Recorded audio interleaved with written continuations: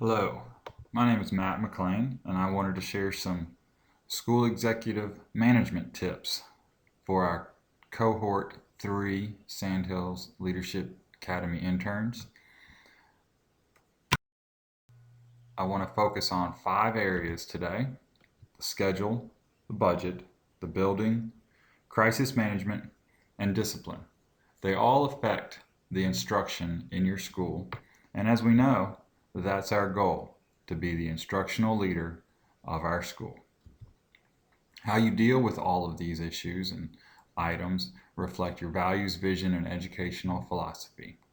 Make sure to be intentional and decisive and prepared when handling your maintenance, your crisis, your student and person and adult discipline, your budget and finance, and most importantly, your schedule. Scheduling is one of the most critical things you can do in preparation of your students' school year. Mike Reddig spoke to us and is a great resource. Hopefully he'll join you in Cohort 3, but if not, his website is listed here, School Scheduling Associates. He also has books published specifically on elementary school scheduling, middle school scheduling, and high school scheduling. One of the concepts he pushes and I've bought into is building a remediation and enrichment time into your instructional day. This is a dedicated time where students can be pushed forward or be helped up if they're unprepared for the current grade level. Make sure to use all adults in your building to help students be enriched or remediated. Utilize a committee of teachers and other staff members to help develop the school schedule and maximize instructional time while limiting interruptions and disruptions. How you schedule your school should drive how you staff your school. Make sure to not build your staff first as much as you can, and then your schedule second. Again, focus on learning and the time spent on learning, and then build your staff around that.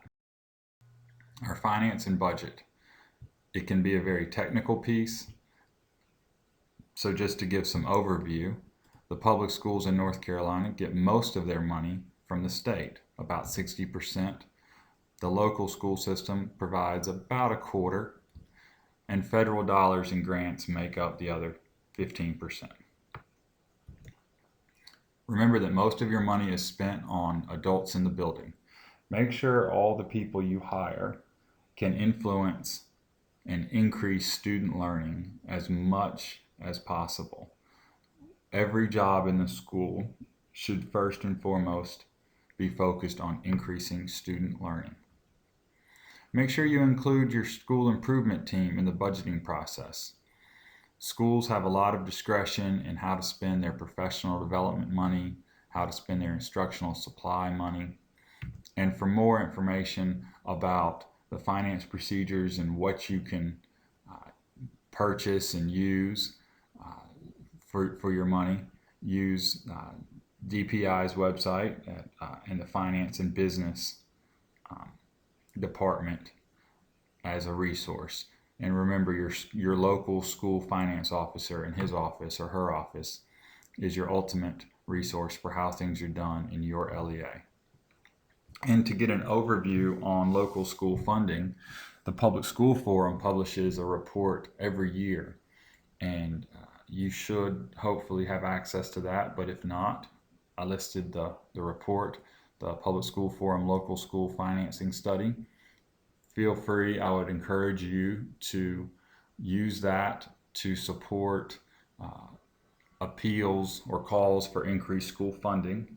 And remember, the big takeaway for the finance and budget is to make sure all the people you hire in your building are increasing student learning, and that you've included your school improvement team in the building budget process. Our facilities. Principals like to think of schools as theirs, and we are responsible for them. but we need to make sure we're following our LEA's guidelines on project requests, work orders, maintenance schedules, and any other maintenance issues and facilities issues. Remember, your building and grounds are the first thing people see when they come to the school. You should make sure they look good and reflect the learning environment that you want in classrooms for students. Be mindful that in the summertime, folks still come in to register children and they still drive by your school. So make sure that the school is open and available for visitors and safe. And then lastly, remember, it is the school system and the community's building. As a principal, you are responsible for it, but you don't own it. We just have to act like we do. Crisis management. Crises will happen. You need to think like a Boy Scout and be prepared for them. Take time in the summer or when you first are employed as a principal at your school and become familiar with your school system's crisis handbook. The Department of Education and FEMA also have crisis training. Please use their resources to train both you and your faculty and staff, and share them with your local school systems crisis management team if that's especially the FEMA course, which is specifically designed for teachers and principals and PTA volunteers on what to do during a crisis. Please share that with your crisis management team or safety team in your school system if that's not something you have participated in already. Make sure you train your staff and faculty on what will happen during a crisis and what responsibilities people will have. Remember, there are all types of crises, from relatively minor crises to extremely tragic and horrific crises. Just make sure you have become familiar with as many potential incidents and discussed and planned and trained your staff and faculty on what will happen and what people will be responsible for doing. Also know in your school system who will be involved in your crisis management team. Some larger school systems have safety officers, some smaller school systems don't. So depending on your school system, become familiar with the crisis management team and the system, discuss your plans with them, and bounce ideas off of folks so that your students and your faculty can be prepared. And if in the event of a crisis, the event will be handled as safely and efficiently as possible. And lastly, we need to talk about discipline for a second. Students and school employees will need to have behavior addressed. I want to focus mostly on student discipline. Make sure that you have a school-based plan for discipline that is consistent with your school system policies and procedures, and obviously legal as well. Make sure that you are carrying out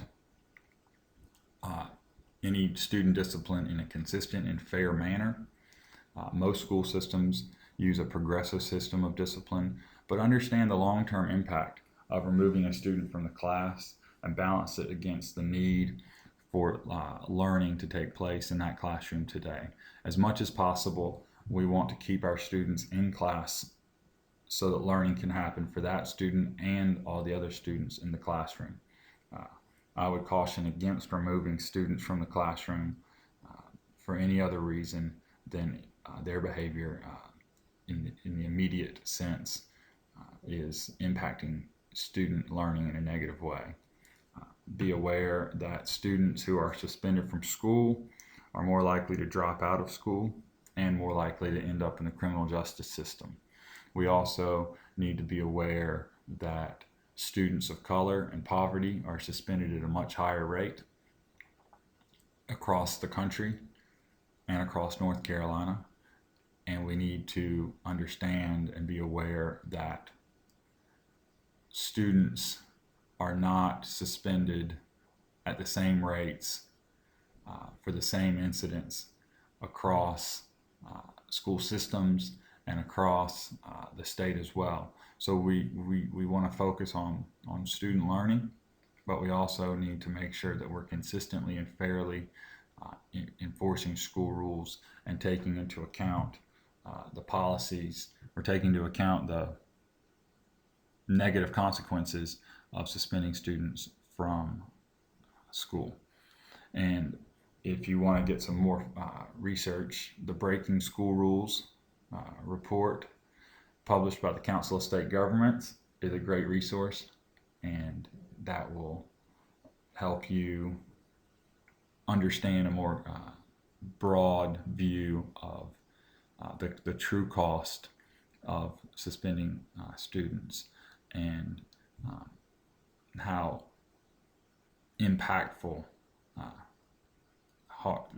harsh discipline or heavy-handed discipline has on students in the long term and on our country in the long term. I hope these tips have been helpful, and I hope you've been informed and educated. Best of luck as you go through cohort 3, and I look forward to working with you as a school executive in the Sandhills region. Have a great day.